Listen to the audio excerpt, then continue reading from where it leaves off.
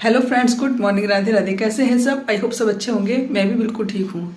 आज है मकर संक्रांति, तो सबसे पहले तो आप सबको मेरी तरफ से मकर संक्रांति की बहुत बहुत शुभकामनाएं। तो चलिए बने रहिए व्लॉग में और देखते रहिए कि ये संक्रांत के त्योहार पे मैं क्या क्या करती हूँ। तो चलिए सबसे पहले तो कराते हैं लड्डू गोपाल जी को गंगा जल से स्नान, क्योंकि आज अगर हम गंगा जी में जाके नहीं नहा सकते ना, तो हम अपने घर पे ही थोड़ा सा गंगा जल डाल के पानी के अंदर तब हम स्नान कर सकते हैं। तो मैंने भी इसी तरह करा है और अपने कान्हा जी को भी मैं इसी तरह ही स्नान कराने वाली हूँ।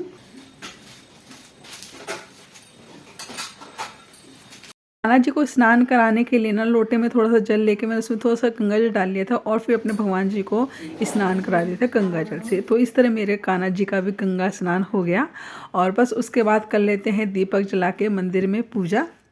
तो मैं डेली की जो करती हूँ सबसे पहले तो वही करूँगी, फिर उसके बाद करूँगी संक्रांत की पूजा।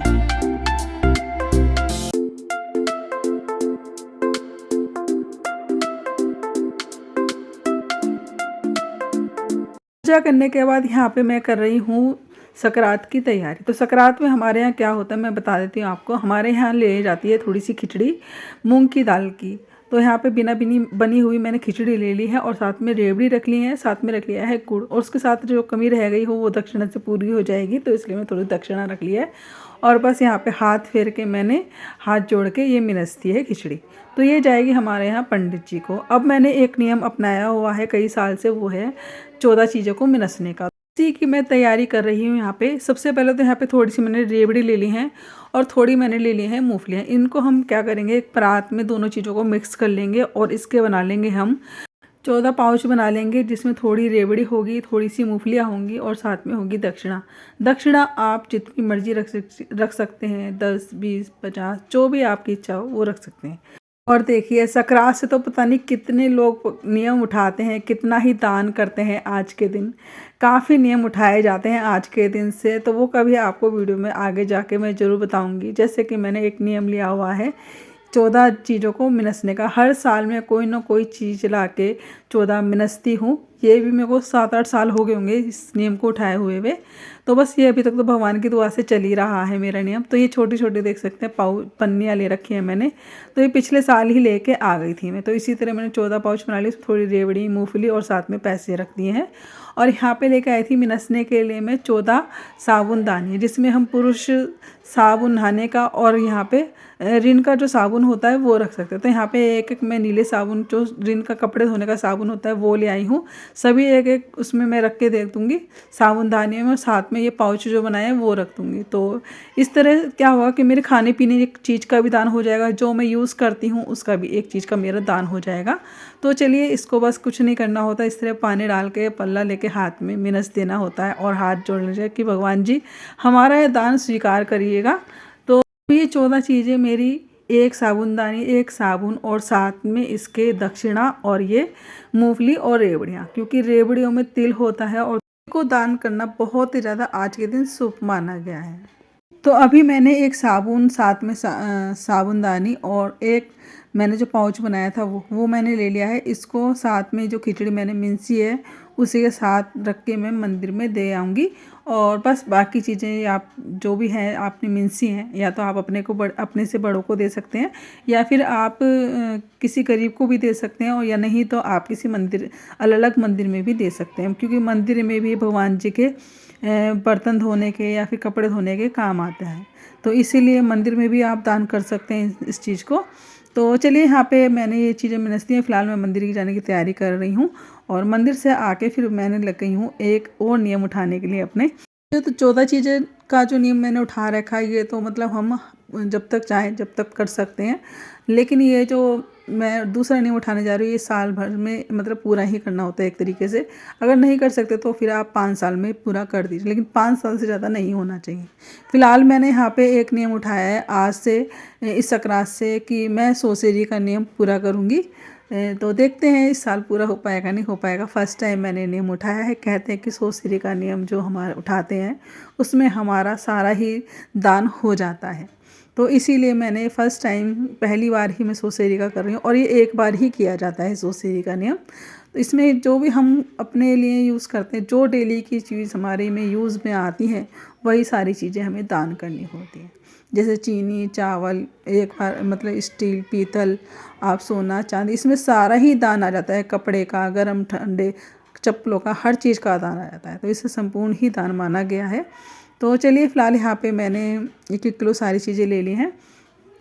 तो मूंगफली, रेवड़ी वगैरह ये सारी चीज़ें, और बस इनको मिनस देंगे। और इसी तरह पूरे साल भर में कोई भी अच्छा दिन देख के 1-1 2-2 करके चीज़ें मैं मिनसती रहूँगी, और ये साल भर तक भगवान चाहिए तो मेरी 1 साल में ये नियम मेरा पूरा हो ही जाएगा। तो चलिए सारी चीज़ें मिनसने के बाद उसके बाद आ गई हूँ मैं किचन में। यहाँ पे बनाने जा रही हूँ मैं लड्डू गोपाल जी के लिए खिचड़ी। जी, आज के दिन खिचड़ी बना के लड्डू गोपाल जी को भोग लगाना बहुत ही ज़्यादा शुभ होता है, और लड्डू गोपाल जी को आज के दिन खिचड़ी का भोग ज़रूर लगाना चाहिए। और वैसे भी कहते हैं आज के दिन खिचड़ी इसलिए दान करी जाती है क्योंकि कृष्ण भगवान ने जब भीष्म पितामह सैया पे लेटे हुए थे तो उनको भूख लगी, उन्होंने कहा उनसे, कृष्ण भगवान से, तो उन्होंने उनको खिचड़ी का भोग लगाया था, इसलिए यहाँ पे खिचड़ी दान की जाती है। तो चलिए यहाँ पे बन रहे थे तिल के मेरे लड्डू, क्योंकि अभी खिचड़ी भीगने में समय लगेगा, तो मैंने सोचा चलो तिल के लड्डू बना लेते हैं। आज के दिन तिल का दान सबसे बड़ा दान माना गया। तिल के लड्डू बनाइए और थोड़े से, या तो हो सके तो किसी गरीब को दे दीजिए, और नहीं तो आप गाय को भी खिला सकते हैं। गाय को खिलाना भी आज के दिन बहुत बड़ा पुण्य माना गया है। गाय को अब हरा चारा, कोई भी हरी सब्जियां, कुछ भी मतलब भूसा, जो भी वो खाती है उसको दान करिए आज के दिन। सच में दान का तो आप समझ लीजिए बहुत ही ज़्यादा महत्व है आज के दिन का।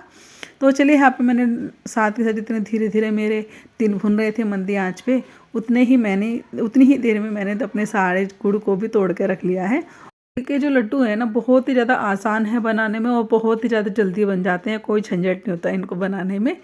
लेकिन वैसे तो आप तिल के लड्डू कई तरीके से बना सकते हैं। आटा भून के भी डाल सकते हैं, इसमें गोंद वगैरह सब चीज़ डाल के बना सकते हैं। आटे के लड्डू भी बनते हैं तिल के, लेकिन मैं सिंपल ये वाले लड्डू बना, और ये लड्डू सच में मुझे तो बहुत ही ज़्यादा पसंद है, और हमारे घर में सभी को बहुत ही ज़्यादा पसंद आते हैं।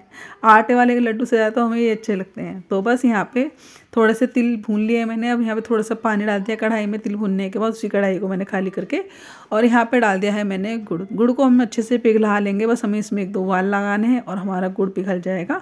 देख सकते हैं बहुत ही कम मैंने इसमें पानी डाला है, और तिल हमारे होंगे 400 ग्राम के आसपास हमारे तिल होंगे। तो बस यहाँ पे थोड़े से तिल लेके मैंने उनको हल्का सा दरदरा सा पीस लिया था मिक्सी में। और यहाँ पे देखिए हमारी चाशनी में धीरे धीरे उबल रही है, तो चलिए फटाफट से पीस लाते हैं। और यहाँ पे देखिए हमारा तिल पीस के हो चुके हैं एकदम तैयार। तो इन पिसे हुए तिल को भी हम इन्हीं तिलों में मिक्स कर देंगे। तो यहाँ पे धीमी धीमी आंच पे थोड़ा थोड़ा धीरे धीरे गुड़ पक रहा है, तो थोड़ा सा वक्त लग रहा है। मैंने बिल्कुल धीमी आंच पे रख रखा था।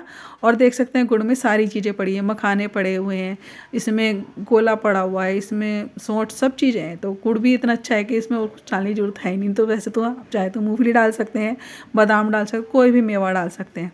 बनाने के तरीके बहुत हैं, लेकिन मैं बिल्कुल सिंपल तरीके से बना रही हूँ, और लगते भी बहुत ही ज़्यादा टेस्टी हैं।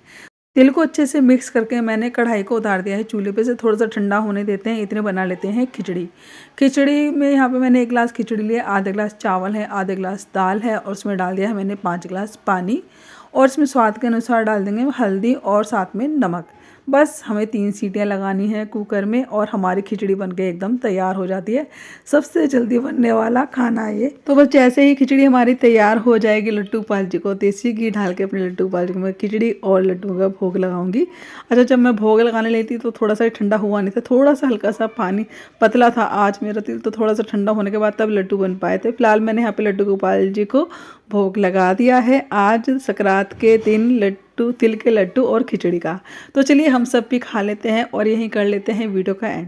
वीडियो आपको कैसा लगा कमेंट्स में ज़रूर बताइएगा, और अच्छा लगे तो लाइक कर दीजिएगा, न्यू है तो सब्सक्राइब करिएगा, जहाँ शेयर करिएगा। और यहाँ पे खाना खाने के बाद फिर उसके बाद मैंने अपने तिल के लड्डू बांध के करे थे तैयार। तो हमारे बढ़िया से तिल के लड्डू बन के एकदम तैयार हो चुके हैं।